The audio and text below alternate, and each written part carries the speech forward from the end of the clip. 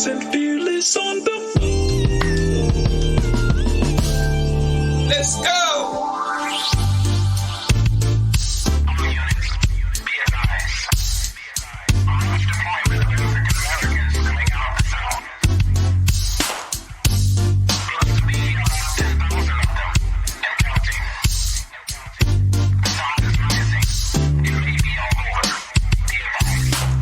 Deep in the delta where the willows grow, in the soil stained by the blood of my ancestors.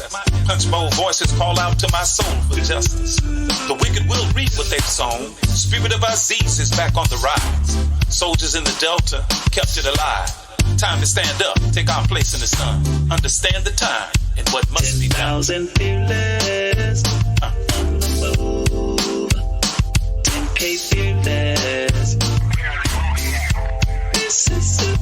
10K fearless on the move. Mississippi. Sip. Gotta make a move and take control. Have something we can call our own. So shine your light, help the people see that now is the time for us to be free. And if you're waiting on the pie in the sky, you better wake up fast. They told you a lie, cause big fields await the wide awake man. Elijah's got the master. 10,000 fearless on the move. 10K fearless. Mississippi. 10K fearless on the move. Mississippi. Sip. Injustice we've had enough. All of our divisions we're breaking up. Destiny has been calling us. The spirit of the Most High is guiding us. See, the time is now. What you waiting on? Quit shooting your brothers. Put your gun down. Come on. They got a cage waiting for you if you keep that up. Early graves coming to you. From that, can't raise you up. Now, Sister Ida B and Fannie Lou, check them out and you'll know what to do. But if you really want your enemy to be alarmed, read the final call. Follow Farrakhan. 10,000 fearless on the move. 10K fearless. Mississippi. 10K fearless on the move. Mississippi. Sip. 10K fearless. 10K fearless on the move. 10K fearless on the move. In Mississippi, Mississippi. 10,000 fearless on the move.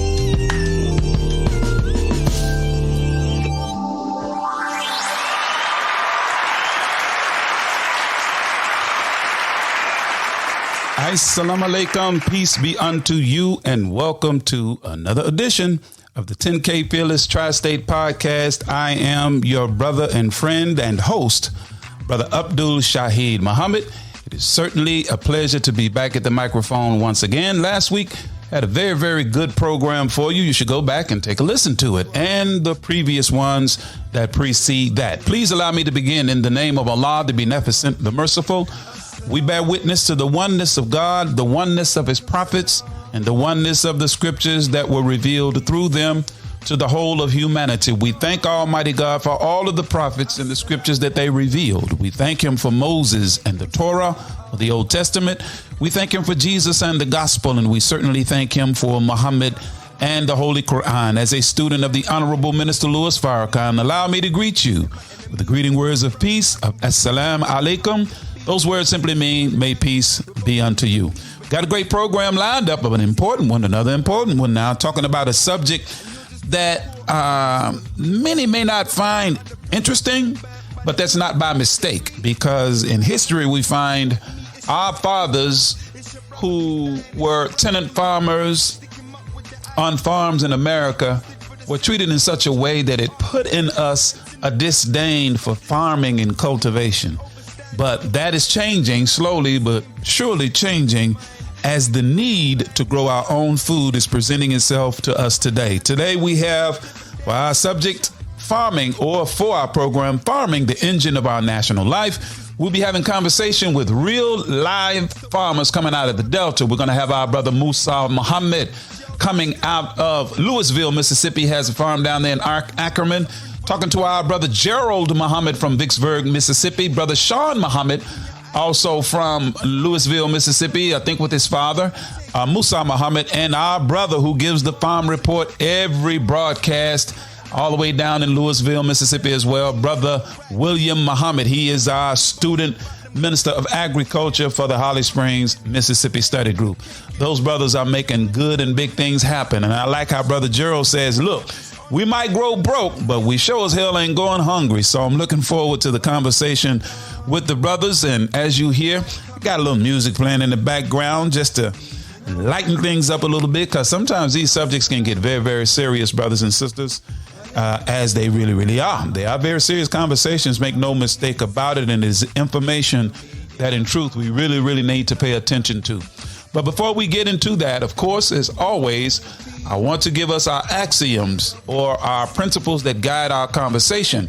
We start first with one from the Honorable Minister Louis Farrakhan, wherein he says, quote, "He who gives you the diameter of your knowledge prescribes for you the circumference of your activity."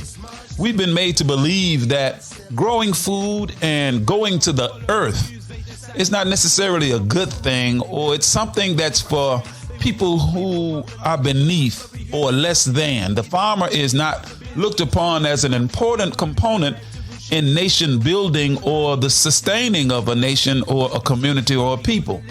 But as we will hope tonight, you will learn different. The farmer is a most important person as it relates to nation building and the sustaining of a community and a people in the nation, okay? So we need to divest ourselves of that diameter of knowledge that they gave us. Second one from the Honorable Minister Louis Farrakhan, wherein he wrote, quote, "A slave is one whose power and authority is ruled over by another and whose sphere of freedom is limited according to the wishes of his master," end quote. That's really, really, kind of the twin of the first one. And I give another one from the Honorable Minister Louis Farrakhan when he wrote, quote, "When you see men fall, don't laugh, learn." America is falling, y'all. We need to learn some things. He didn't say that. That's me interjecting. I'm going to start again. When you see men fall, don't laugh, learn. Learn because you're on your way up. And the things that tempt people to fall, you and I are not free from that temptation, nor from the weakness that will cause us to stumble and fall. When you laugh at somebody else's fall, white or black, rich or poor, your enemy or your friend, you are laughing and opening a way for your own demise when you do that. Because to laugh and not learn, to make mockery and not to understand, is to make the same mistake yourself, end quote. Those are the ones that we'll give to you for tonight's broadcast, and we're going to break away and, of course, with our commercial announcements from those who support us. So give us a few minutes and we will be right back. My third eye's open, I'm paradise scoping, so move and let it be. See, I wanna do God's will, believe and make it real. Let's march to the heavens and keep on stepping, and then we'll be winning. See, in my circle, when they stay on, it's only fair. We start our lives, losers above. The Urban Indulgence Bath and Body Boutique. At Urban Indulgence, we pride ourselves on offering quality, effective skincare. Handcrafted with plant-based, skin-loving ingredients, our soaps and body butters will give you luxurious lather and ultimate moisture. Experience the Urban Indulgence at 3314 Poplar Avenue in Memphis, 3 blocks west of Poplar Plaza, or shop with us online at theurbanindulgence.com. theurbanindulgence.com. What's your source for truth in news reports? Justice, no peace. No justice, no peace. Where do you turn for non-corporate driven news that's fair and balanced? Don't shoot. Don't shoot. Don't shoot. Subscribe to the Final Call News, your #1 free and independent news source that delivers hard-hitting national and international news coverage of today's political, economic, and social issues. To subscribe to local home delivery, call us at area code 662-252-8999. That's 662-252-8999. Visit our website at www.finalcall.com. Worldwide, 24 hours a day, 7 days a week. Download the Final Call Radio app and take us everywhere. On your phone, on your computer, on your tablet, on Instagram, Facebook, and Twitter. You can also log on to finalcall.com and click the Listen Live button or finalcallradio.com. Final Call Radio, the official voice of the Honorable Minister Louis Farrakhan and the Nation of Islam. 10,000 fearless on the move.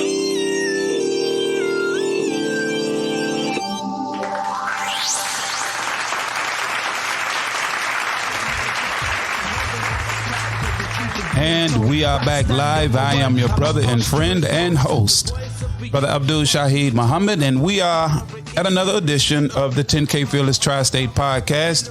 And as stated earlier, we have farming, the engine of our national life. We'll be talking to our brothers William Muhammad, Brother Musa Muhammad, Brother Shawn X, and Brother Gerald Muhammad about farming. We want to make sure, family, that you support those who support us. Now, log on to www.theurbanindulgence.com. Support them and get your personal care products, soaps and body butters and shea butters and lip butters and bath bombs and deodorant. You name it. It's all natural and it's handmade on site. You will not be disappointed. Theurbanindulgence.com. Make sure you support the Final Call. We're looking for about 1,000 of you in Marshall County and the surrounding areas to subscribe to the Final Call newspaper. For home delivery, give us a call at area code 662-252-8999. You can write us at P.O. Box 517, Holly Springs, Mississippi 38635. That's 10K Fearless Tri-State, P.O. Box 517, Holly Springs, Mississippi 38635. You can even email us at dremuhammad1@gmail.com. We're going to get this thing started. I see Brother William on the dashboard. Brother, I'm going to click and invite you in, and that we can come on into the conversation. I'm still looking for Brother Gerald and Brother Shawn, just waiting for them to arrive, and we can start this conversation. And as they come on to the program, brothers and sisters, I want to preface tonight's program with words from Scripture. And I'm not going to quote Scripture. I'm going to make reference to what's written as soon as you open the Bible, really. And I don't see my brothers on yet, so I'm going to switch screens here real quick, and I'll come back to the screen and see, are they ready to come on? I see you, Brother William. If you're having trouble, brother, you may want to just call direct. Hopefully you're not having trouble getting on. You shouldn't have trouble, but inshallah, you'll be able to get on shortly, and as well as Brother Gerald and Brother Shawn. But to preface this broadcast or tonight's conversation, brothers and sisters, if we take a look, hold on. Am I missing something? Yes, I am. No. Okay, I got it. Okay, here we go. I'm fixing to say, man, where is my, okay, here it is. Here are my notes. See, I have to take notes and do research on this stuff before I get in front of this microphone, start talking. But at any rate, when you open your Bible, the first job that God gave to man, according to the Bible, in truth, was tending a garden. That's in reference to farming. He was also given charge over the animals. That's a reference to animal husbandry. So agriculture is the underlying theme that God presents to man as a first duty. So that should teach us that wherever you read that should teach us that land and the growing of food and the tending of animals that we consume for sustenance is the first and most important activity to maintain ourselves and to maintain our lives. In fact, wherever you read of God delivering a people from bondage and oppression, he doesn't integrate them into or with their oppressors or their children. God didn't integrate the children of Israel with Pharaoh. No, he didn't do that. He delivers them from their tormentors into a land of their own. The Most Honorable Elijah Muhammad wrote these words in Message to the Black Man. And I want us to pay careful attention to what he wrote. He's quoting from a book entitled The Negro in American Business, page 81. The book was written by a Robert H. Kinzor and Edward Sagarin. These gentlemen, they write, quote, "The history of America would be different today if the slaves freed from bondage had been given, in addition to the 3 amendments to the Constitution, the famous 40 acres and a mule. The slaves instead started not only without land and the money to purchase it, but with few avenues open to earn and save money. Ownership of producing land is a prime and necessary part of freedom. A people cannot exist freely without land, and the so-called Negro in America is evidence of that fact. The slave master passed laws limiting the so-called Negro in land ownership or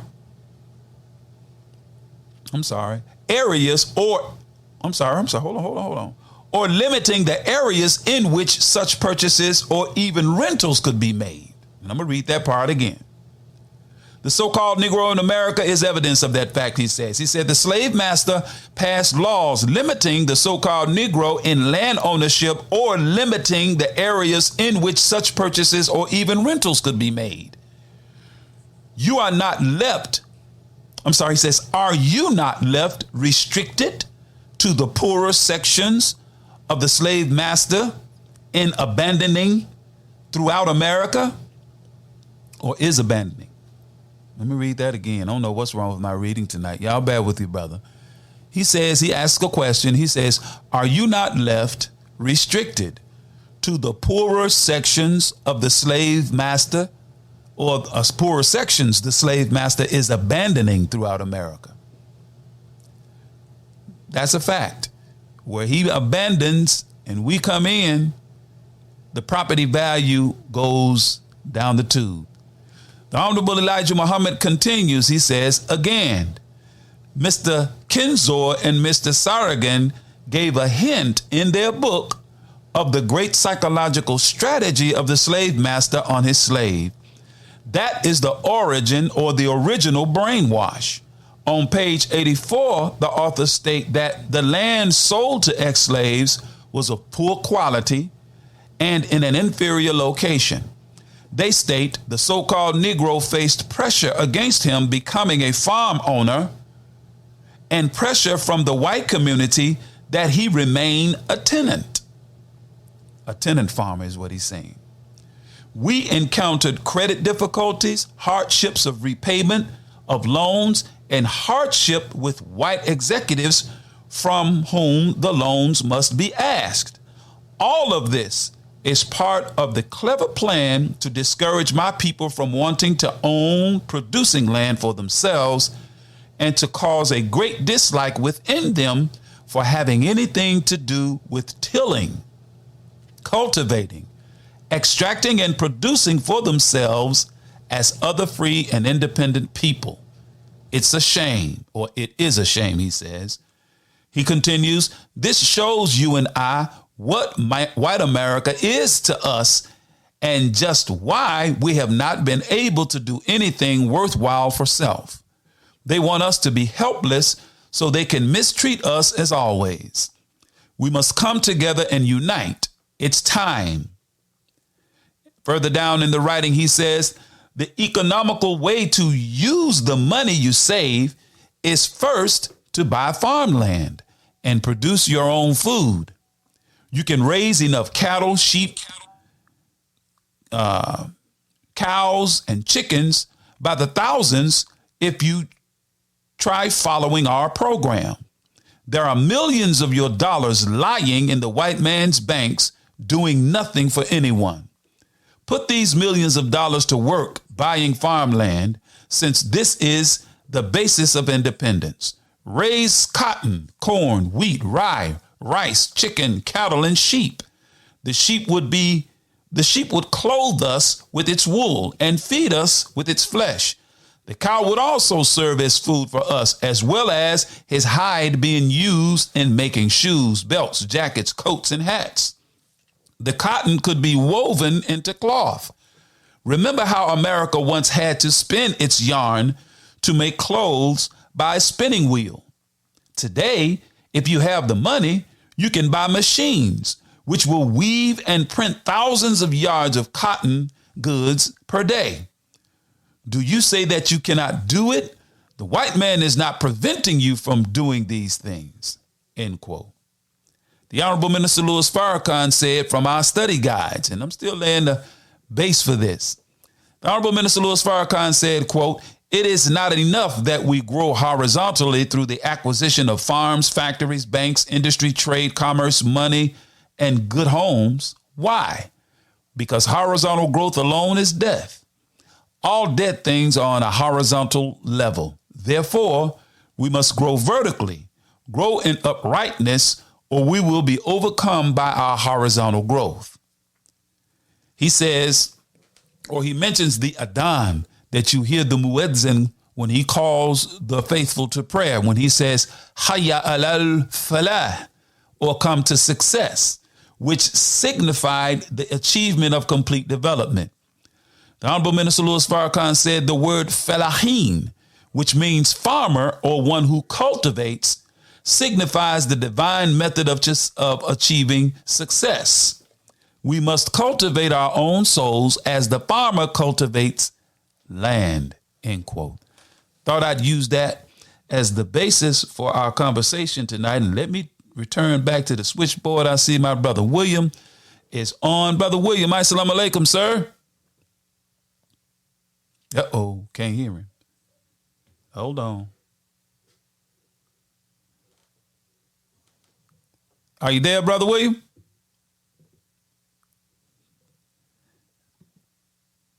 Okay. I see you on the switchboard, my brother, but I don't hear you.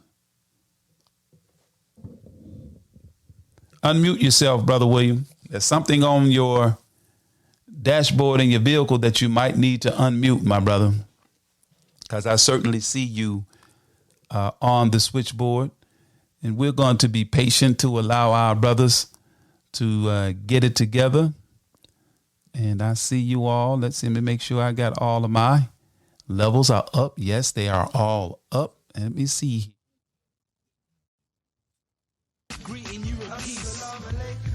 Yes. Everything is up.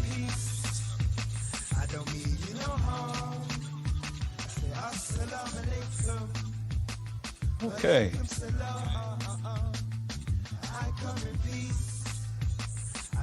Still don't see you, Brother William. Okay, I see somebody trying to get in.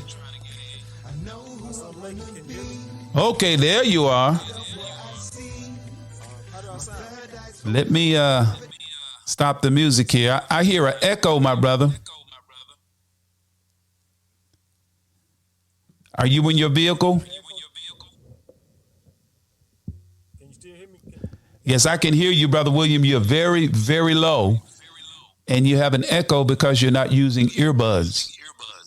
So if it's coming through your vehicle, it is echoing back into. I'll say now it stopped. So that means you. Okay, what about now? Okay, I hear you, but you're still very, very low. I'm not sure why that is. So, Brother Shawn, if you were trying, I see Brother Shawn. I'm going to send you an invitation, Brother Shawn. Click on that invitation that you just saw, my brother, that should have come up. And you should be able to come into the program. Also awaiting, there you are. I see Brother Shawn. He's on. Assalamu alaikum, sir. Walaikum salam. Can you hear me, brother? Brother, you sound very good. See, Brother William, that's how you do it, man. Come on. You got to get with the program, Brother William. Brother Shawn got you, man. How you doing tonight, Brother Shawn? I'm doing fine, by the grace of Allah. Doing fine, brother. How are you? Brother, I am blacktastic. And if you got some earplugs, make sure you put them in. And we're going to get this conversation going real quick. If my brother William, you may have to do the good old Smith and Barney way, man, or the good old fashioned way, sir. Call my phone from your phone because speak again, Brother William. Let's see if you've gotten any louder. Okay, can you hear me now? Yes, I can hear you, but very, very faintly. And the audience is going to have trouble hearing your responses to the upcoming questions. Yes, sir. Let's do that, brother. Do you have the volume turned up, the knob turned up on your vehicle? Yes, sir. What about on your phone? I did it to my phone as well. Okay. Well, you're still low, Brother William. I don't know what you're doing wrong, soldier, but go ahead and give me a direct call. And we have Brother Shawn on standby. Well, he's not on standby. He's live, and we've gotten his volume. He sounds excellent, and I don't see Brother Gerald yet. Hopefully he will come on. And I want to give a thanks and a shout out to all of those who have joined us for tonight's broadcast. As I stated, we're going to be talking about farming and the necessity and importance of farming in 2023. And we're going to get the perspective of some farmers out of Mississippi, Brother Musa Muhammad, Brother Gerald, Brother William, and Brother Shawn.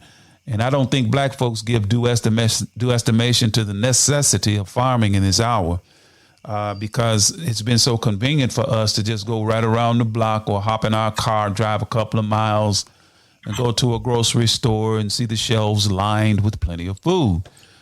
Those days, whether we want to accept it, believe it or not, reality check is coming soon. The days are fast approaching whereby the shelves won't be as stocked as we are accustomed to seeing.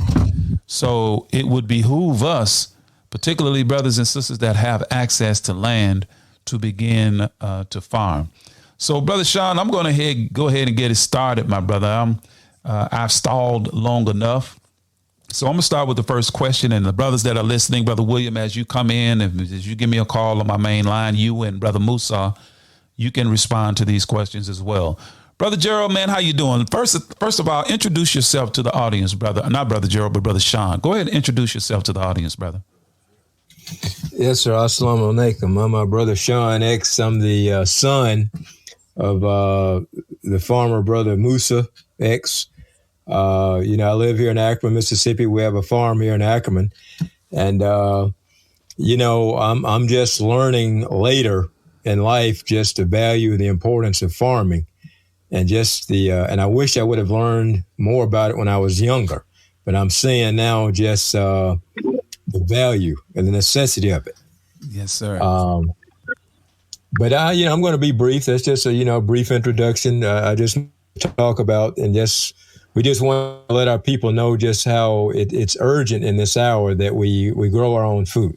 Yes, sir. Yes, sir. And my brother William has finally called in. I think he got him, and I think Brother Musa is with him as well. Assalamu alaikum, Brother William. Did you hear the question, my brother?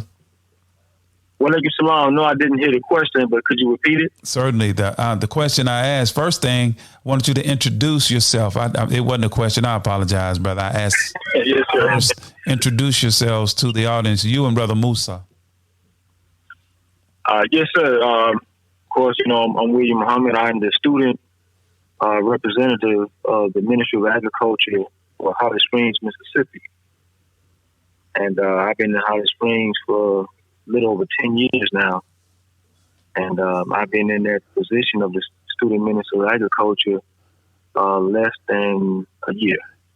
Praise be to Allah. Praise be to Allah. What about Brother Musa? He should be there with you. Brother Musa, introduce yourself to the audience, sir. Yes, sir. This is Brother Musa, Will X, and I am a farmer, and I'm trying to do some farming and with the program to make some improvements with the brothers. Praise be to Allah. Praise be to Allah. Brothers, and respond freely. This is for all of you. How important is it today that black people return to the farm and support those who have farmland under cultivation in 2023? And why is it important? We'll start with Brother Musa. We're going to put you on top, Brother Musa. What are your thoughts? How important is it that we return to the farm and support farmers, and why is that so? Yes, sir. I appreciate that. Yes, sir. We have to understand that there is a depopulation agenda. And one good example of what they're doing is they're able to genetically modify crops, plants, vegetables, everything. We used to see people spraying the cotton with tractors and airplanes. Now they don't have to spray the cotton with airplanes, anything. They've genetically modified it so when the insect bite it, it secretes a poison and kill the insect. So now, just as McDonald's sells food, all of it comes from Bill Gates, who's at the top of the list of depopulation agenda. We have to realize that if we don't grow our own food, we're basically giving them the opportunity to do it with ease. So we need to wake up and do for ourselves. Brother, that was a power punch, straight to the point. I hope y'all heard that. Brother Shawn, what are your thoughts? And Brother Gerald, if you're on, brother, let me switch back over here and see if I can see Brother Gerald somewhere. But go ahead and respond, Brother Shawn, and then you, Brother William. Yes, sir. I agree with my 110%. You know, again, our people just don't realize the seriousness of the hour. It's very important that we grow our own food for our health, our future, because, again, there is a depopulation agenda on the earth headed by some powerful people. And the main way, you may ask, how can they pull this off? A depopulation agenda. They're not going to do that directly. They're going to do it subtly and craftily. And again, who's controlling our food? Who's growing our food? Where is this coming from? And you're never going to be a free and independent people if you're eating out of somebody else's kitchen. That's right.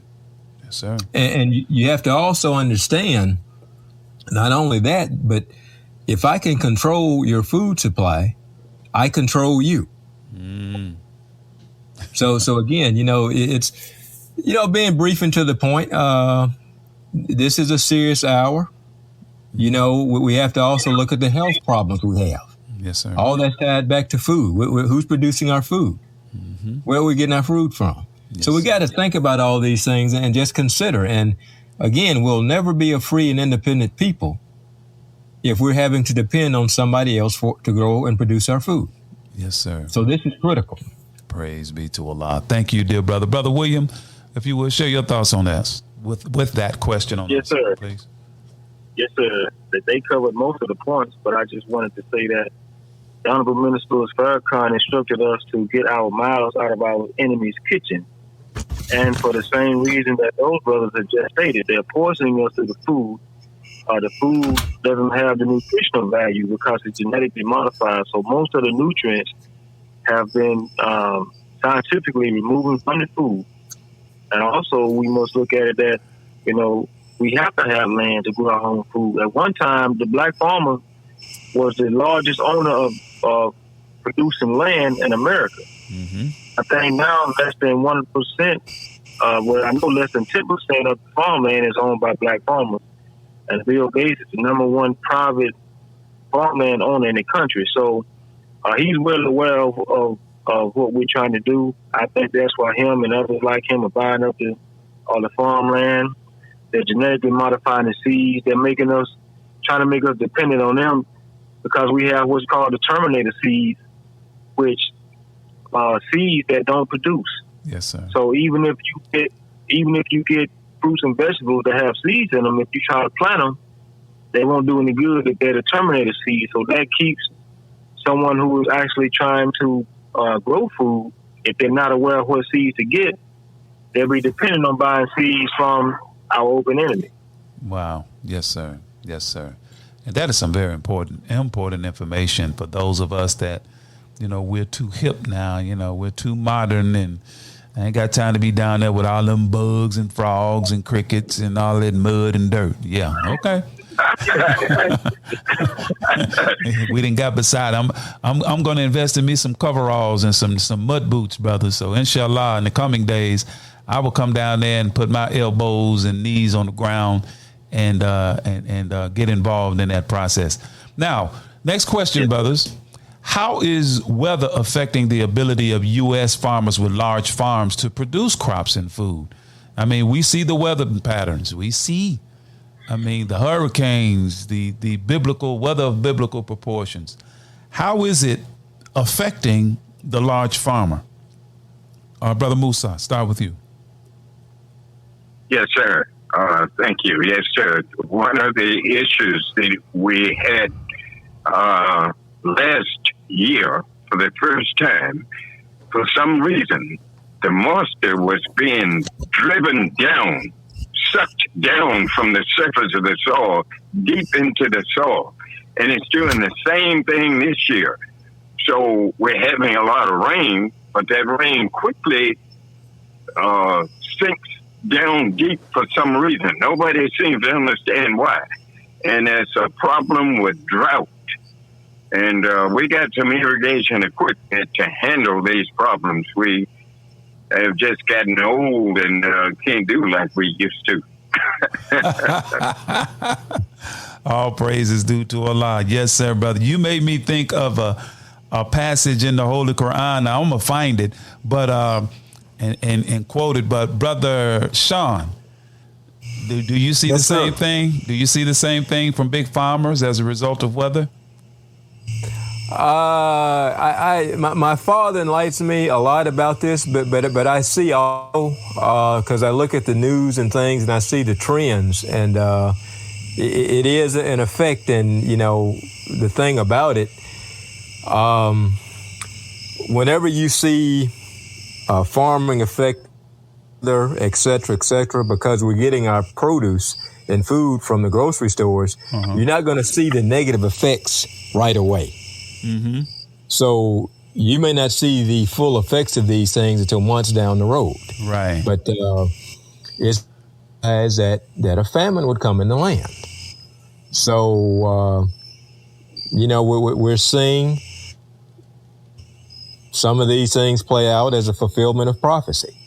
Mm-hmm. And again, this is another reason why it's critical for us to have our own production and distribution system. Yes, sir. Because there may come a time when we may not be able to go to the Krogers and the Walmarts to get our food. And if once the shelves start getting empty, if you don't have something in place, there's going to be some major issues. Yes, sir. Praise be to Allah. Brother William, what would you like to add to that, my brother? Yes, sir. I was on a conference call with Dr. Gerald Muhammad, who is the director of Muhammad Farms in Burnwood, Georgia. That is the Nation of Islam's farm.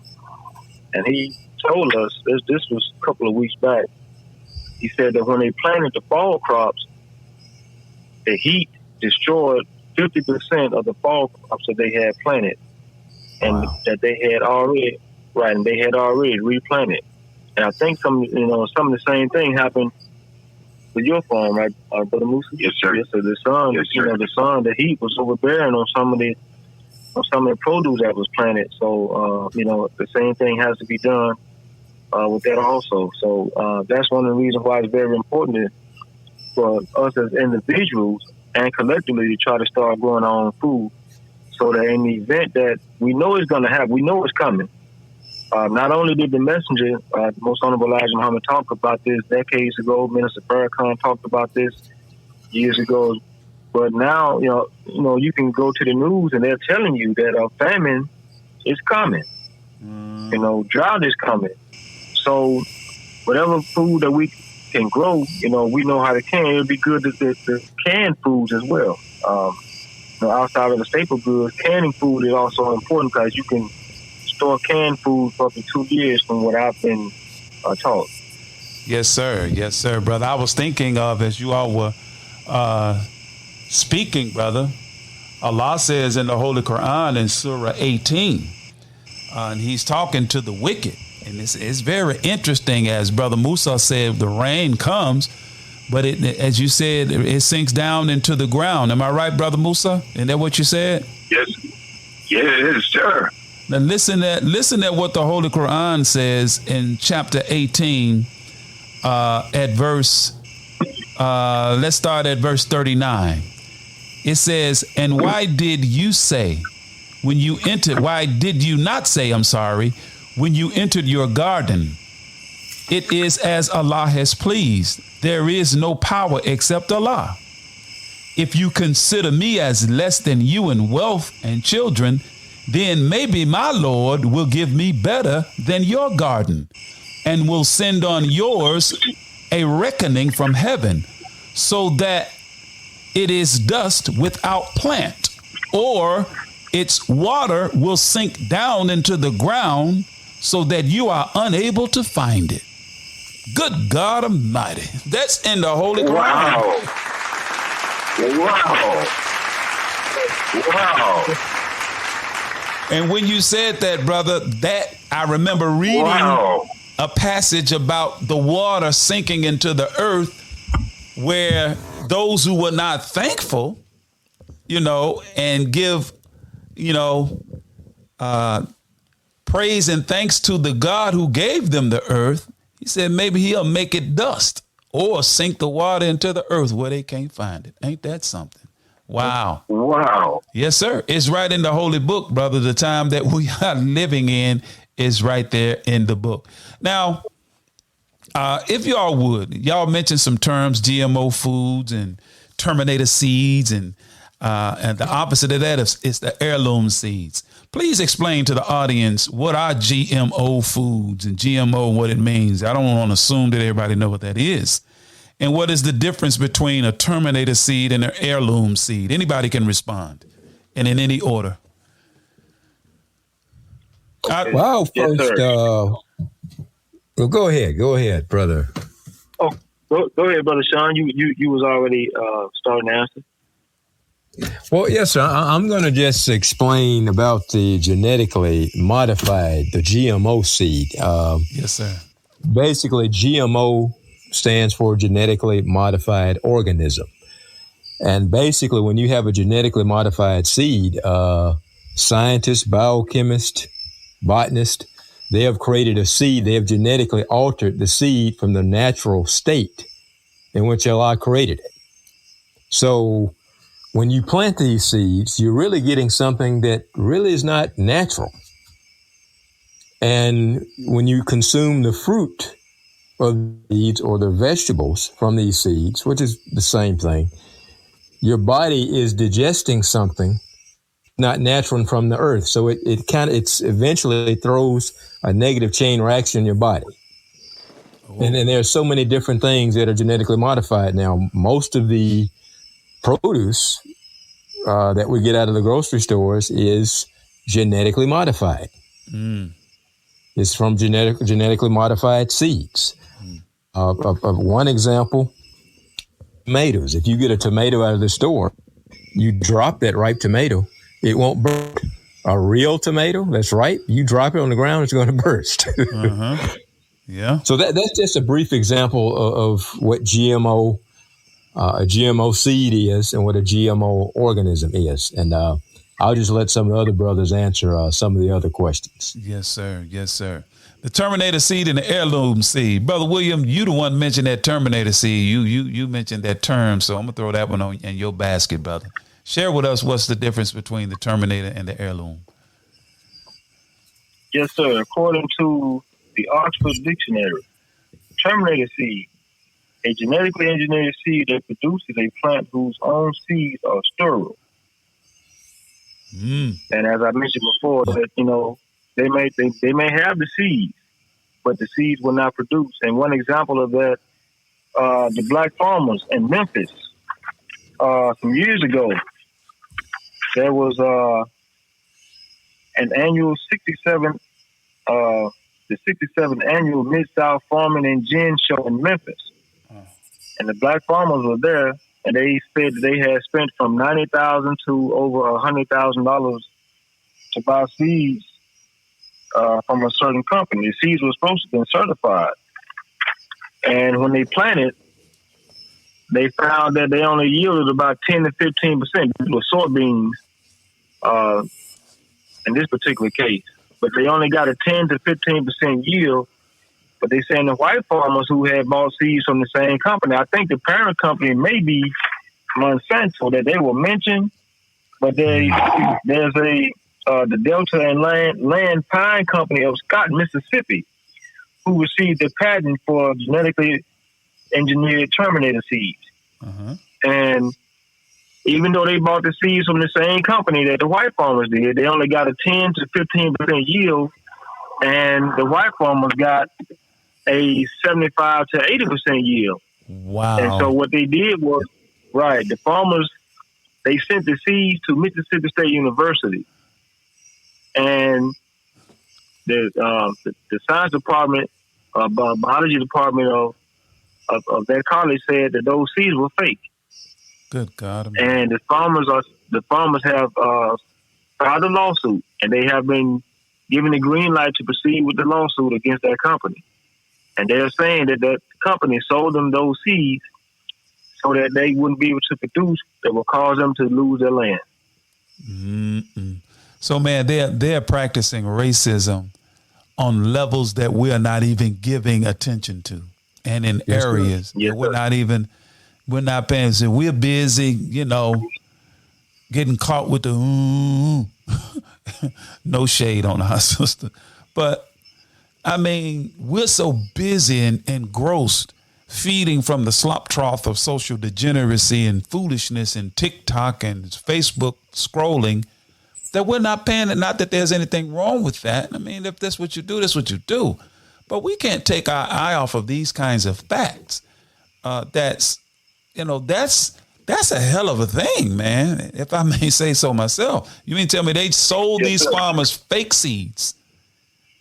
And the white farmers got like 70s. What did you say? What was the percentage for them? 70, 80% yield, whereas the black farmer only got about a 15% yield. Yes, sir. At the most, the black farmers got 15%. Wow. So, brothers, what do you see as the answer for that kind of thing? That you said now you talked about the Terminator. What's the heirloom seed?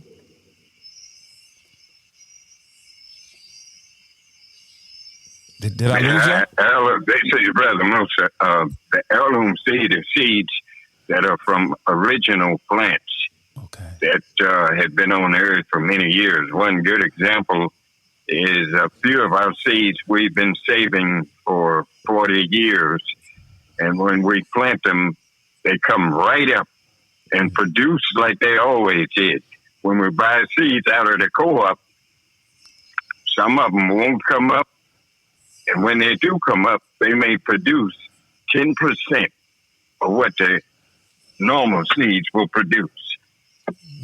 This is squash, especially the squash, and some of the other crops. They just will not produce. They'll come up and look good, bloom, but they won't put no fruit on. Wow. My wife and I, brother, we have 2 4 by 8 foot raised beds in our backyard, and we have some pots. And every year for the past 3, maybe 4 years now, we put something in the ground. Our main thing has been butternut squash, cucumbers, cherry tomatoes. What else? Spinach, lettuce. We even grew some cantaloupes and watermelons one year, one of those 3 years. And they appear to do pretty good based on what my understanding. My wife does a bit more research than I do. But brother, that's extraordinary, man. That is extraordinarily wicked that they would do this to us. Further nailing in the point and the purpose and the necessity of having this conversation, this podcast, and understanding the importance of land ownership and farming in 2023. We're going to get one more question in, brothers, before we go to the break. Tell us about the chemical and hormone-fed animals, if you know anything. I know you all are primarily growing fruits and vegetables. But if you know anything, tell us about the chemical and hormone-fed animals and its effect on people, the human beings, when we consume those animals that have been fed hormones. Well, I do know a little bit about that because back in the mid-'90s, our brother Hollis, may Allah be pleased with him, who just passed recently. Yes, sir. I was his assistant for a while, and he was involved with the Nation of Islam Southern Regional Farm Coordination, and so that is what actually got me studying and doing a little bit of research about the animals. Of course, we know that they have things that they feed the animals to make them grow faster. They feed them hormones, other chemicals, some cases steroids, growth hormones. And what that does is that it causes issues with the animals themselves, that they're most susceptible to get sick, to get diseased. And the inspectors that come and inspect, they're oftentimes paid off. So you will have sick cows. Of course, we know we're not to eat the pig, but for those who do, the pigs that have disease, they have disease naturally. Right. And then the chemicals that are being fed to them make them grow faster, give them more disease. And so that is passed on to us when we eat it. I have seen through my research cows with abscess and cancers. They actually let it go through. The inspectors who inspect, they actually let it go through. And I remember there was one inspector talking to us, and he said that if it's no bigger than like a quarter, then that's okay. But oftentimes you may have a whole side of a cow that's infected with cancer on one side, and they'll still cut that meat up and put it right out there for the consumer to purchase and eat. And we're wondering why we're getting sick, off of this. So that's why it's best for those who eat meat. It's very important, that if you know where it's coming from. The Jews have kosher, the kosher process that they use with no chemicals or no hormones or artificial things are used to feed them. But now some of that has even been, not kosher, but claimed to be kosher. Yes, sir. You can find a halal butcher. I know some people who actually grow their own cows. Yes, I know a brother in Marshall County who grows that. Brother Twan G. Yes. He got some cattle, man. Sir. I've been poking at him, man. Look, we need to open a steakhouse. Marshall County shouldn't be on somebody else. You got all these cows, brother? Yes. No, but that's another subject. Yes, sir. Yes, sir. Yes, sir. And also, they give a lot of antibiotics to the animals, especially cows. But from my knowledge, from what I researched, you're only supposed to give a cow antibiotics if it's sick. Wow. Because what happens is when you regularly give them antibiotics, then you have what's called antibiotic-resistant bacteria and viruses that develops. So that the antibiotics is only feeding them and not destroying them. Yes, sir. And that is actually passed on to us. Those of us who eat meat, it's passed on to us. Good God Almighty. Yes, sir. This is Brother Musa. Can I briefly say something, very briefly? Of course, brother. That's what I brought you on for. Go right ahead. Yes, sir. Briefly, I was watching the Weather Channel about 3-4 years ago. Stephanie Abrams had some of the farmers in Iowa and Nebraska and other places where they were having some issues with the drought up that way at one time. And she was talking to the farmer, and he was explaining to her that my calves, when they are born, if I don't sell them in about a year or a little over 1 year, what we're feeding them, when we're feeding them this corn, they will die. Good God Almighty. So I have to sell them before they get a year and a half old. Now that's saying something. We, the people, don't live as long as we used to because all of the food we're eating is shortening our lives. Yes, sir. And they're doing the same thing with the cows. When you eat that flesh that cow died from, what do you think it's going to do to you? Good God Almighty. And this is not only beef, it's chickens and everything else. Make them grow faster so they'll make more money and have more weight on them. Lord have mercy. See, brothers and sisters, that's why I invited these brothers on. And Brother Shawn, I love that background music you got going, brother. I hear the crickets and the nature sounds behind you, brother. I'm not going to mute it. Yes, sir. Black folks need to get used to hearing that, because we need to come back. And, you know, we some city slickers, man. We done got like we too good for the rural areas of the country. And since I've been in Mississippi and have had the chance to explore some of those areas, man, I'm like, man, it brought my stress level all the way down. And when I say all the way down, you would be shocked at how peaceful it is just to ride in an area where you're not hearing, a whole lot of noise and all of those kinds of things.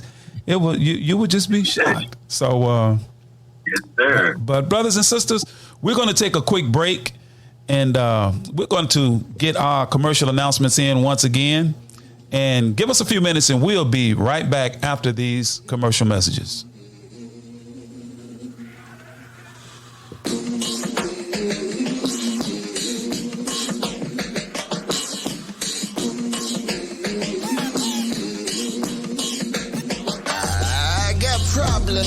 Big problems, they say pray your words, but that ain't solving, that ain't helping. Lord, I'm melting, like I'm sick to the core, got me belching. This quarantine got us on the battle scene, like a semi-automatic handgun magazine. You ever seen a king get betrayed by his team, left for dead, come back and coup d'etat the whole scene, like Kuna Matata. What's your source for truth in news reports? Justice, no peace. No justice, no peace. Where do you turn for non-corporate driven news that's fair and balanced?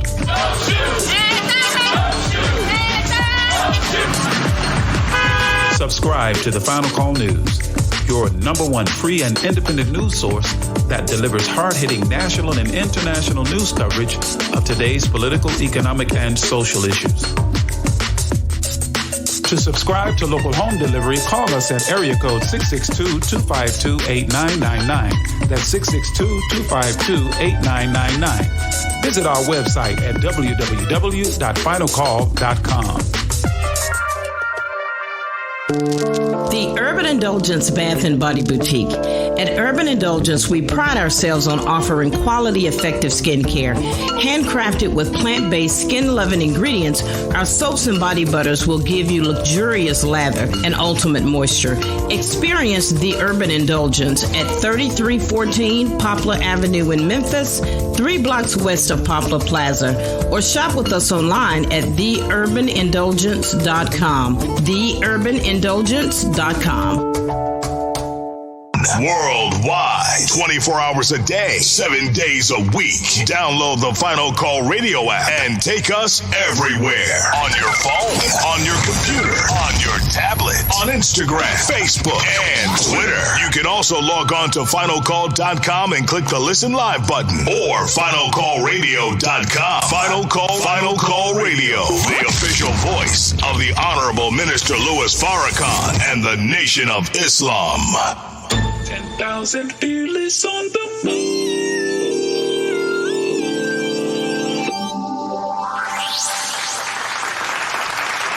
And we are back once again at the 10K Fearless Tri-State Podcast. I'm your host, Brother Abdul Shaheed Muhammad. Our discussion tonight is farming, the engine of our national life. And we have on the line with us some real live farmers. Our brother Musa Muhammad, Musa X, down there and from the farm in Ackerman, Mississippi, and his son, Brother Shawn X, also working down there in Ackerman, Mississippi. We have our brother, the student minister of agriculture of the Holly Springs, Mississippi Study Group, and our staple goods coordinator, our brother William Muhammad. And we wanted to have Brother Gerald on, but I guess Gerald, he got tripped up or something. Did any of you hear from Brother Gerald, brothers? I don't know whether what the deal is, but did any of you hear from Brother Gerald? I just actually texted him a couple of minutes ago. I'm waiting on him to text back. Okay. He made. I know because earlier yesterday I thought he was going to be on there. Yeah, I know he confirmed, brother, and I wanted to hear something from him in terms of what he learned from Will Allen. Next question, man. This is the second half of the program. We got about 30 minutes. Really, I chop it down to 25 minutes because I need about 5 to land this plane to shut the program down. You have a farm in Ackerman, right, Brother Musa and Brother Shawn? Yes, sir. Tell us about the farm and what you're growing down there, brothers. But right now, brother, we're growing. We got a crop of young squash. We got a crop of young beans, green beans. We have some English peas up and growing, and we got some turnip greens, and we got some cabbage coming on, and we planted some Swiss chard, spinach, and rutabagas, but we're having a problem getting them to come up. And we have some string beans and okra right now that's producing pretty well. Oh man, very good, very good. How many acres do you all have in total that's available for cultivation, Brother Shawn? Well, I think altogether it's about 40 acres, I think, that can be used for cultivation. We're not using all of that. Right. But that's about what is available. Yes, sir. For cultivation. Yes, sir. And how much is being used, Brother Musa? Right now, it's about 8 acres. About 8 is all we're using because we've gotten a little age on us. We can't do as we used to. We used to do 30 acres. Wow. Now, that's the next thing that I want to delve into and get your all's thoughts on. Because our young men are out in the street, they're robbing, they're breaking into stuff, they're just engaged in all kinds of criminal activity for the most part to make money. Because they're in Memphis, brother, and I know it's maybe a little quieter down your way, but in Memphis, man, they are backing trucks into liquor stores and running in and grabbing as much as they can tote, loading it up. And you know what they're doing with it? Yeah. Oh, brother, please. They're breaking into cars left and right. These are very young people. These juveniles. I mean, preteens are doing this. And they're going and they're selling this stuff on the street. So suggesting that, the criminal behavior has its roots in poverty and in lack of education and lack of access and lack of opportunity. There are those who want to dismiss that notion and subscribe to this notion that, well, they're just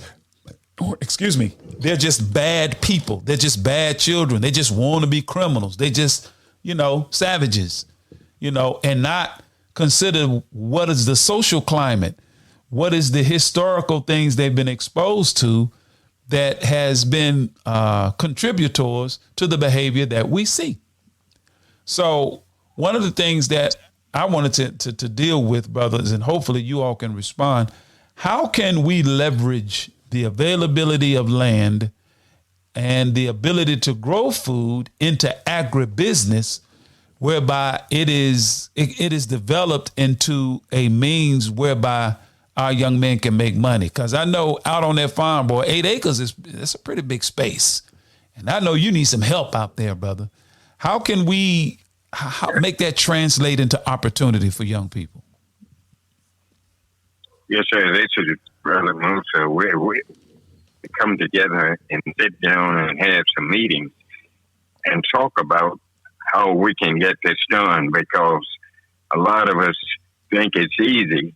I got a lot of customers think, we need this, we need that. And they talk to you like all you got to do is go in the warehouse and pull it off the shelf and take it to them. Oh. But see, we got to start small and grow big.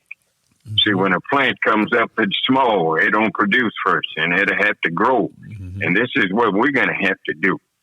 Right. And we got to come together, brother. We got to come together and have some meetings as a group and everybody's not going to do it. Just like the human body, it's got eyes that can see, but they can't hear. Got ears that can hear, but they can't see. Come on, bro. And we got to find the ones who are interested in this. And we can make something happen. God will put the right mindset in us and we can make it happen. But right now, I'm thinking that's the number one agenda we need to do is come together and try to make that happen, come up with some ideas. Yes, sir. I'm pretty sure in this modern age, brother, there are some templates out there or some models, if you will, that are available, whereby they can serve as a whereby they can serve as a template that we can tweak to fit our specific situation, needs, and circumstance, that we can make that happen. That's why Brother Musa and Brother William and Brother Shawn and Brother Gerald, if you're listening and just can't get on, I want to make this platform available, man. I think it's important that we have these kinds of conversations among ourselves and among people that are interested. Now, I'm not a farmer. You know, I just learned how to grow food in my backyard a couple of years, 2 or 3 years ago, you know. But the least I can do, well, as you said, Brother Musa, the eyes can't hear, but they can look out for the ear. The ear can't see.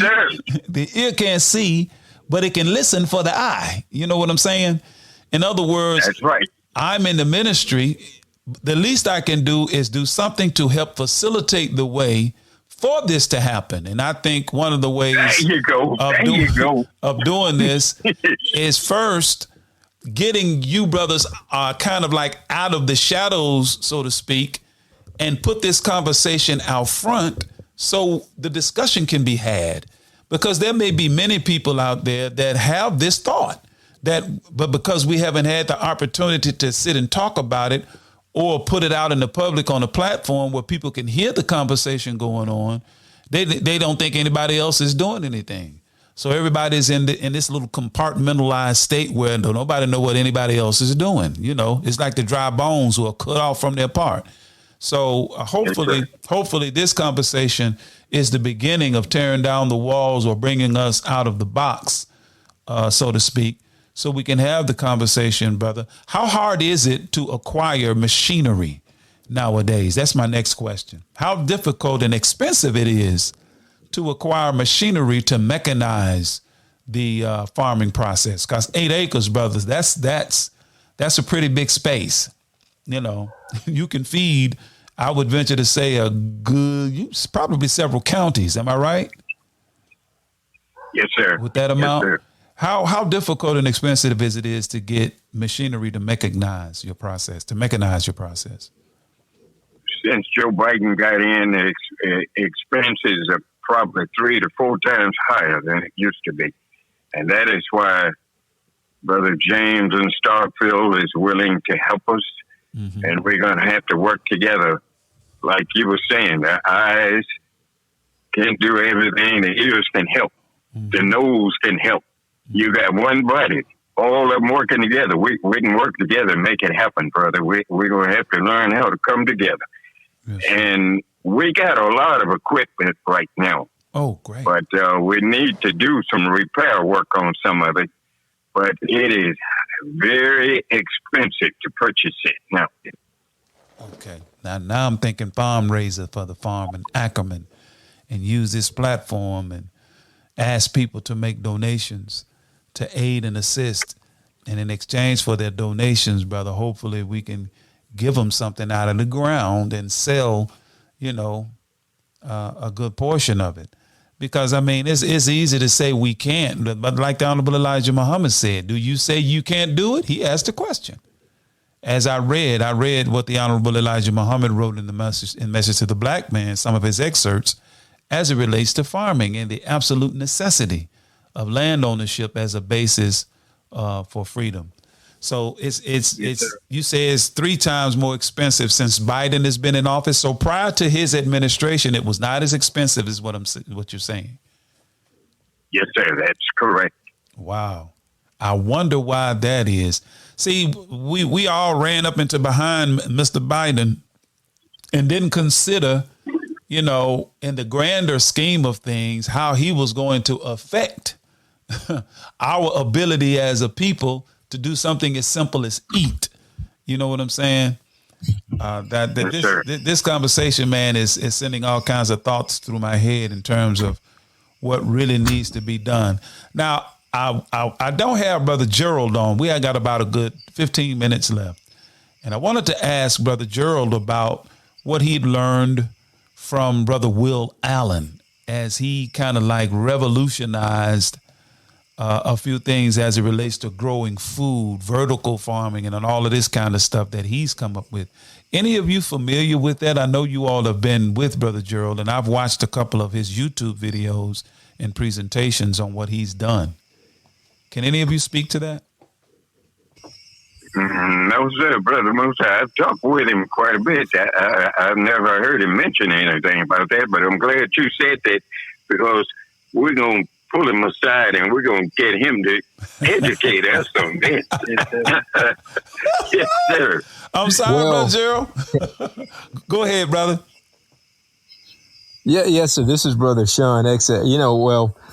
One of the things that Brother Gerald focuses on is value-added products, and out of the freeze-dried navy bean soup and tomatoes and peppers, and that's another one of the things I was going to mention about the farming. Uh-huh. With farming, in order to contribute to make this an industry, everybody doesn't necessarily have to be on the farm. Now, we all want to get a hand on it and get hands-on experience and help out. Uh-huh. But when we have an organized system, and as Allah blesses us with consistent growth of food, agriculture opens up other industries. Uh-huh. Somebody has to ship the food. Mm-hmm. And then, once you get the food and preserve it, you can sell it in other ways. You can do the value added, the freeze-dried products, like so many other avenues of economic growth and development that can be opened up from farming. And a lot of people underestimate that. Like, for instance, there are products that come off farms that aren't just food, like our clothes. Yeah, from cotton. Yeah. You're right. We have to have a farm to grow our clothes. There's so many different things. Yes, sir. So, as we grow and expand and become more diversified, but by getting this going and sticking with it, this can grow and expand. Uh-huh. We can develop our own economy, an economic base with this. Mm-hmm. And we're creating jobs and employment. You mentioned, Brother Shaheed, what could we do to get our young men off the street and staying out of trouble? This could be a start. Yes. It's not going to happen tomorrow or anything like that, but it can grow and lead to that. Yes, sir. And if they see they got something invested in that's of value, they're going to take pride in themselves and their work, and then they're not going to want to commit crimes. Mm-hmm. They're going to want to make an honest. We have to provide the vehicle and the avenue for them to make an honest living. We got to make this work. Yes, sir. I'm thinking about right now, brother. I'm thinking about my brother Maine C, who is a truck driver who is in transportation, and there are other brothers down there who are quote unquote supposedly gang members, but these brothers have gotten out of that life, and some of them are truck drivers and are in the transportation industry, and I've talked with them, and they are desirous of making a change.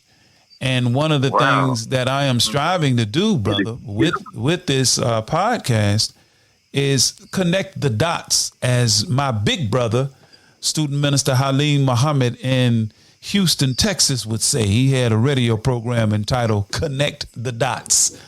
But I strongly feel, brother, if we can connect these dots over time, as you said, Brother Shawn, it's not going to happen tomorrow, but we have to start somewhere. As you said, Brother Musa, everything starts small and it grows big. My wife and I, we own a bath and body boutique. My wife started buying somebody else's soap, and I was selling it out of a plastic container. And we've grown out of that container to making our own soap, to a brick and mortar business where people come into our retail location and buy not just soap, but they buy body butters, they buy souffle, they buy body oils, they buy deodorant, they buy bath bombs. So my family and I are the recipient of the blessing of Almighty God Allah, if you would but just try. Because we did not have the capital to invest and get this business that we've been blessed with. It's not easy now. It's hard. You know, I'm going to tell it on my wife. She quit every other day. I understand. Yes, sir. She said, I'm going to close the store. And, you know, I'll be like, yeah, okay, yeah, whatever. And then a few weeks later, it's like, woo, praise be to Allah, you know. But that's the ups and downs. That's the ebbs and flow of being a business owner in a hostile economy. And I'm on the road to retirement, and my true desire is to get in my store, our store, and just, grind it out to where we can share that load. But of course, I'm still in policing. But inshallah, in a couple of years, I'll be fully retired. I'm on my way. I've already signed up. But it's not easy, and neither will this be easy to get this going. But you would be shocked at how the God will come to your aid, because we were able to accomplish what we have accomplished by God's grace, brother, on a shoestring budget. I mean, literally. Yes, sir. In the literal, it was one shoestring. It wasn't two shoestrings, one for each shoe. It was one shoestring. You know, it was a man who had boots, but he only had one strap for one boot. You feel what I'm saying? But Allah bless us to pull ourselves up. But go ahead, somebody's fixing to say something. This is Brother Shawn X. You know what you're saying about your wife and the struggles you had, and how Allah is blessing you. This is how the teachings that we learn in our classes, this is how you will get the proper and the best understanding of these things, because you'll have the environment to apply these things in. Woo! The struggle. Woo!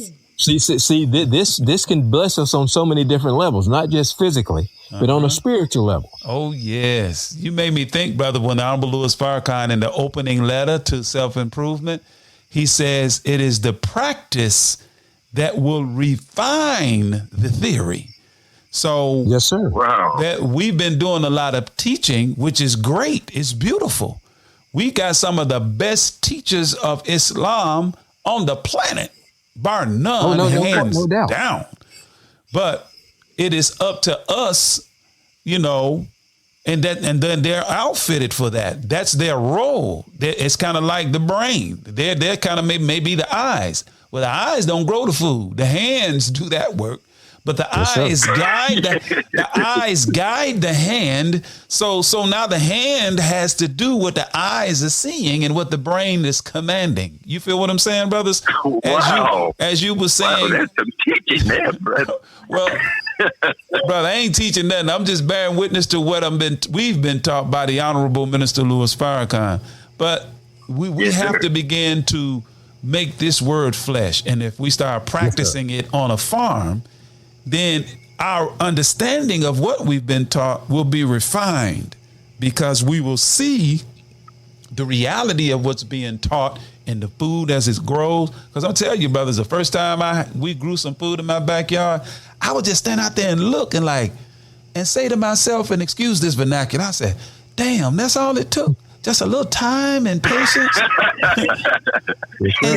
And I would just look at the butternut squash and just marvel at the fact that all of this came from one little seed, just a few seeds, man, and all of this, you know. So, and I think if our young men are exposed to that, there's some of them too will marvel at the fact that, well, man, I know it was a lot of sweat or whatever, it was hot, but look at what we were able to do. You know what I'm saying? So, but hey, let's get this plane on landed, brother. I think I got a couple of more questions that I want to get into.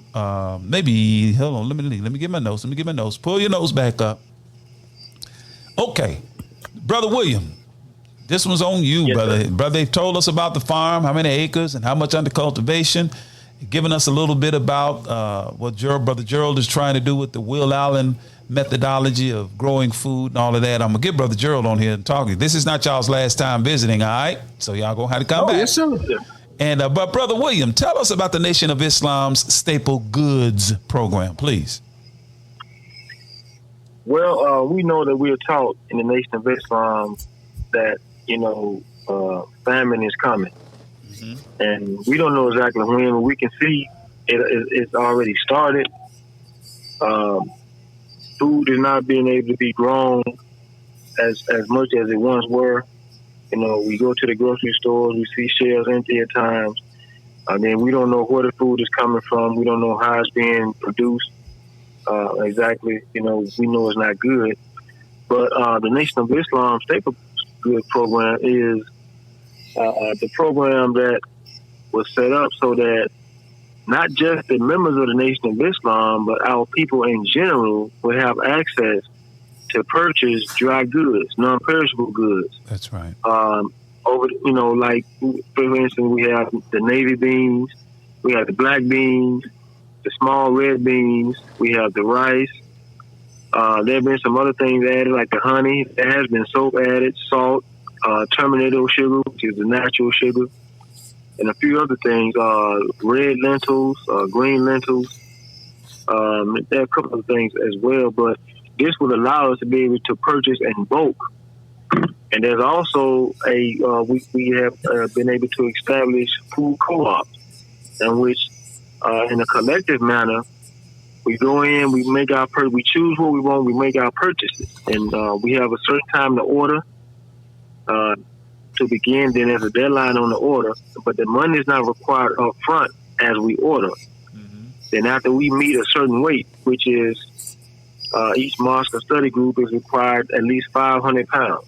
Okay. That is why we go out and advertise to our people who may be interested in buying food that they can store into their homes. Because we know in the Quran, it talks about the messenger who would be taught by Allah. He would be, he would teach what food to eat, what food to store into our houses. Yes, sir. Yes, sir. So, and we can have those so that in the event that there's a famine, and we know that it's coming, not if but when. Yes, sir. We already have food stored up. Yes, and the canning process is also important, because you really don't want to be cooking during that time. Right, right. I heard Mr. Farrakhan say that a man may break in your house and kill you just over a pot of beans because he's hungry. He doesn't have any intentions of being a killer, but when a man gets hungry, hey, the first law of nature is self-preservation. Lord knows that's the truth, brother. If they kill you over your car, they'll certainly kill you if they're hungry enough, and they ain't hungry. They just want your car. So, but Brother William, yes, sir. I'm sorry. You weren't finished. I'm sorry, brother. I thought you were, but continue, please. Well, that's the opportunity for us to get, to store up on food that we would need that we can store over long periods of time, in the proper environment. Mm-hmm. Yes, sir. Yes, sir. Now, the Staple Goods program, is it available to the public? And this is rhetorical. I know the answer to it. It is available to our people. And how can people order, and when can they begin to order, and who is the contact, or how will they contact us to order? Yes, sir. It has already begun. It began this past Sunday at 9 a.m. Central Time. And that's when the ordering started. The ordering process will end October the 1st of next month. Okay. And like I said, the money doesn't have to be paid up front. We start collecting the money on October the 3rd. But if we already reached the 500 pounds before October 3rd, we can start collecting the monies on October 1st. And the last day to people to get the money in will be October the 15th of next month. Very, very good. So, yes, sir. For the public who may be interested, you can go to the website noimoa.org. You can follow that process and you can register to be able to receive or make your order. But I have also made my contact number available to all those who may be interested in, and I'm going to do it here, which is 662-425-2646. And those who are interested in making a purchase, they can call me anytime, day or night, and I will assist them in the process of how to get it done. And with my past experience, usually people would just tell me what they want that's from the list, and I'll go ahead and put the order in for them. And when they pay me their money, I would write them out a receipt stating what they're paying me for. and then they have their receipt, so and then just wait on the product to get here. Yes, sir. And when the product comes, where does it come, Brother William?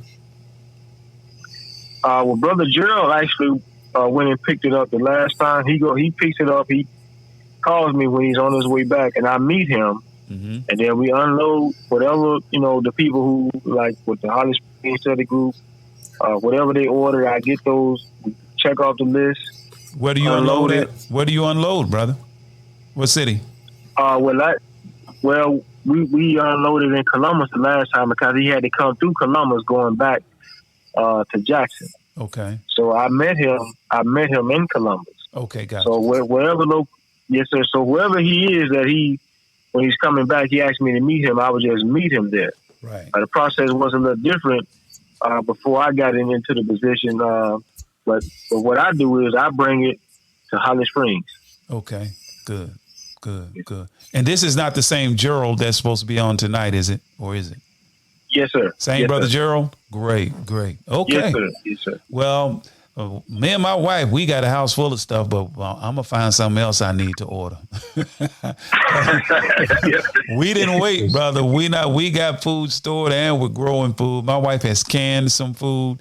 And the next step is to get the sisters on this program to talk about and teach canning, because our people need to know about that. And God willing, in the coming broadcast, we're going to get some of our sisters on to talk about canning. Brothers, thank you all so much, man. Let me give you all a round of applause for. Yes, sir. Hey, that was great. Please know of a surety, brother, if it pleases Allah, that you all will certainly be back on. Brother William is on every week, Brother Musa and Brother Shawn, giving a farm report.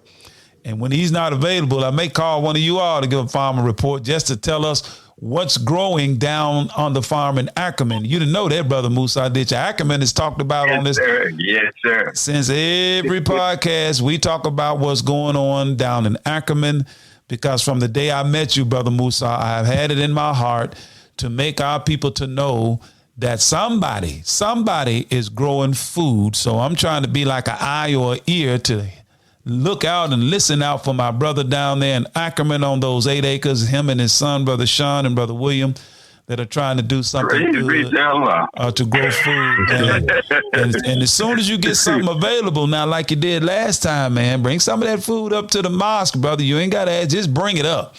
And give us a 1 or 2 Sunday notice so we can put word out to the community of Holly Springs that we have some organically grown produce that's not genetically modified or that's grown with terminated seeds that you can come purchase at a very reasonable price, and our brothers go home with a pocket full of dollars and we can get some really, really good food. Is that all right? Yes, sir. Praise be to Allah. Yes, sir. Well, brothers, thank you. We certainly thank you for coming on tonight. And it is our prayer that Almighty God, Allah, has blessed us with a good understanding of what it is that we need to be doing in this day and time. And we're going to move to the cultural segment. Thank our brothers once again. And brothers, you can stay on and listen. I'm going to be muting everything, but I try every week to have a cultural segment whereby our people hear some music that will inspire us. And tonight I want to present to us a song that I wrote a few years ago. It's entitled Get Away. And I think it's appropriate or apropos for this particular broadcast because we need to get away from our enemies and come out of her. So this song is entitled Get Away.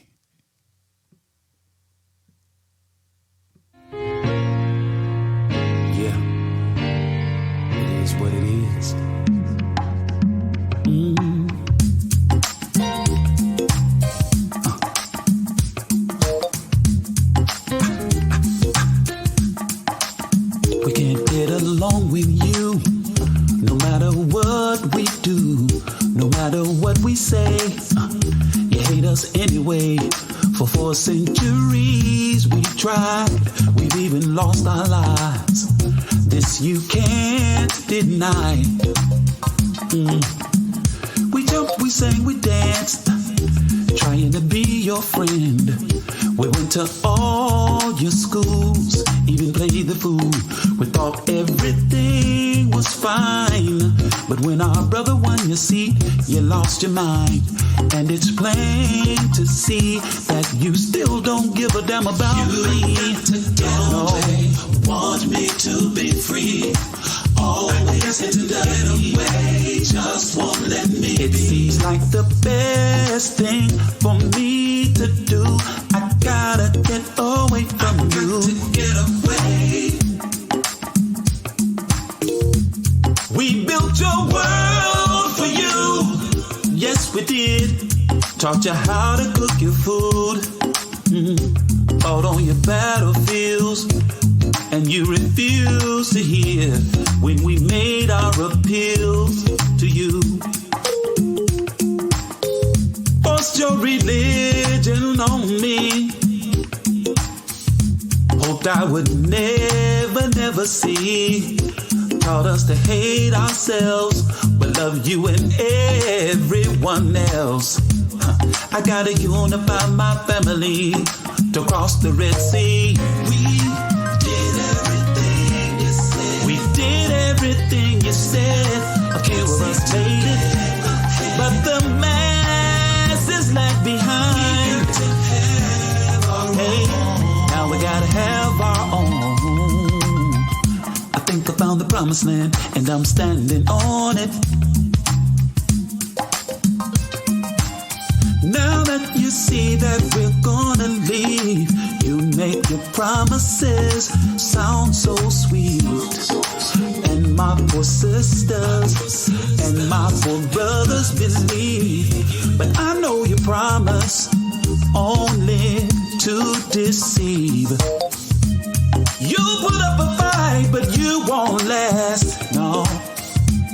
Cause our Christ and the Mahdi's gonna destroy your ass. And those who follow you, they're gonna get it too. Cause your time to rule is over. Young through. Yeah, to me. The HLF is moving fast, and with the truth he's blasting the falsehood. The enemy can't stop it, but sure wishes he could. I know how you feel, cause he proved that we were the real children of Israel. You got quiet, what's wrong? You won't challenge the claim. You know you can't prove him wrong, so you tried out your hand-picked Negroes. Confused the issue, cause you can't defeat the truth. We did everything. We did everything you said. Can't seem to get ahead. But your heaven has become our hell. We got to have. We can't get along, so we gotta have our own. I'm standing on the promised land. Look at all of that milk and honey. You got to go. You don't want me to be free. Always have to. Just won't let me be. No. You said you was my friend, but in the end, you were the ones who did us in. To get away. Yes, you did. Now I gotta go for myself. You got to I need my own land. Want me to and my be free. Own money.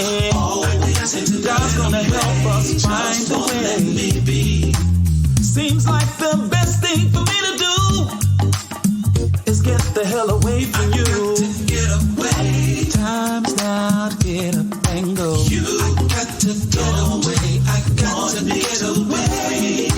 Always to get away. I just want to get away. Oh yeah, we gotta get up now. Say we gotta get up. That's going to do it for this broadcast or this episode of the 10K Fearless podcast. And we certainly want to thank you for tuning in to tonight's episode. What you just heard is or was Getaway. That was written by yours truly, your brother Abdul Shaheed Muhammad. I am a recording artist of sorts. I write, arrange, and produce my own music. Going to start making it available because we got to start raising some funds so we can stay on the air, so we can continue to have this kind of programming to bring brothers like the ones you've just listened to talk about important issues that ill affect or affect us, and opportunities that present itself to us in the collective that we may take advantage. These brothers are doing very, very important work. I believe in it, and I think it deserves to be brought to the forefront so our people can hear what's really going on. A few announcements as we get ready to close out tonight. Brothers and sisters, want to remind you, tomorrow night, we will be engaged in the self-improvement basis for community development study class. We will convene at 165 North Memphis Street in Holly Springs, Mississippi, tomorrow night at 7:30 p.m. Or you can tune in if you're too far away. We do come up via Zoom. If you would like to participate in the class, you don't have to be a Muslim, but if you want to learn what it is that we study and the importance of improving self, as we just stated on tonight's program, we can grow all the food we want and have all the things we need, but if we're not good people, we will squander it all. So as the Honorable Minister Louis Farrakhan has said, horizontal growth alone or material acquisition alone is like horizontal growth, and that's death. So we need to grow in uprightness that we may be good stewards, honorable and dutiful stewards of what God has blessed us with. So come, tune in. If you want to know how to get on, you can give me a text. Text me at 901-864-5027. Also, this coming Saturday, our women, they have a class that's designated and tailored for women only. Our sisters meet in Memphis for now. That they meet at 873 Vance Avenue in the city of Memphis at Mosque number 55. They meet Saturday mornings at 9:00 a.m. Come out Sunday, talk to our sister MGT coordinator, Sister Tammy Muhammad, to learn more about our women's only class. That's Saturday mornings at 9:00 a.m. Of course, this coming Sunday, we will be at Holly Springs or in Holly Springs at 165 North Memphis Street for our Sunday address. Yours truly, by the help of Allah, we will deliver a message that hopefully will aid us in our spiritual growth and development and serve as guidance in these troubling times. Please feel free to join us this coming Sunday morning. Doors open at 9:30. The program will begin promptly at 10:00 a.m. And of course, just like the women's only class, we have a men's only class that convenes Monday night at the same place, 165 North Memphis Street. That's men only, Monday nights at 7:30 p.m. Come join us, brothers. Learn what it is that we are taught as men in the Nation of Islam. And of course, on Wednesday nights, we have our Wednesday night class via Zoom. For information on how to get on that class, Wednesday nights at 7:30 p.m., just give your brother a text, 901-864-5027. That's going to do it for tonight's broadcast, brothers and sisters, and we thank you for tuning in, and we leave you as we came before you with the greeting words of peace of Assalamu alaikum. 10,000 fearless on the move. Let's go!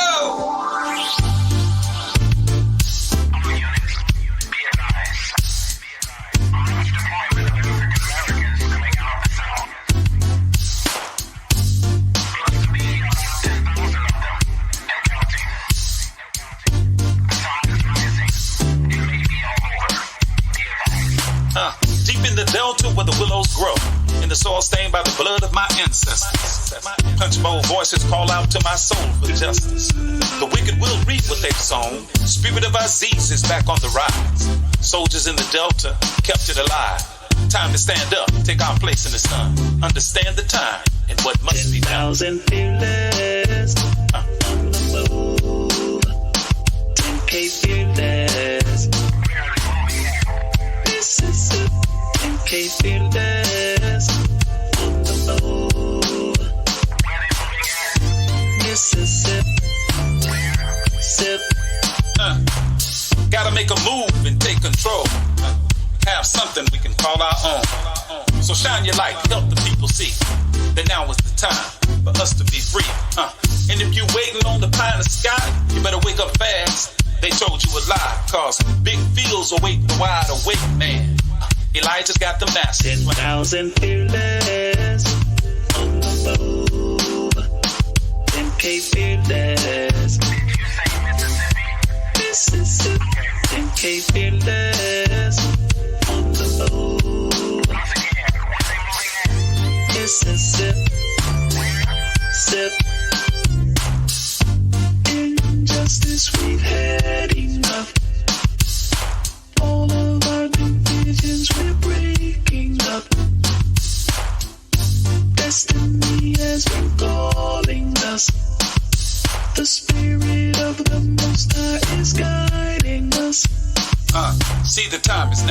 What you waiting on? Quit shooting your brothers. Put your gun down. Come on. They got a cage waiting for you if you keep that up. Early graves coming to you. From that, can't raise you up. Now Sister Ida B and Fannie Lou, check them out and you'll know what to do. But if you really want your enemy to be alarmed, read the final call. Follow Farrakhan. 10,000 fearless on the move. 10K fearless.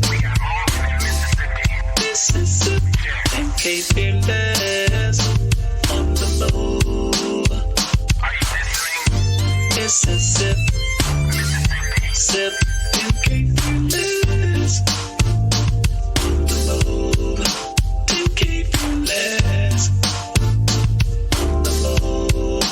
10K fearless on the move in Mississippi, Mississippi. 10,000 fearless on the move.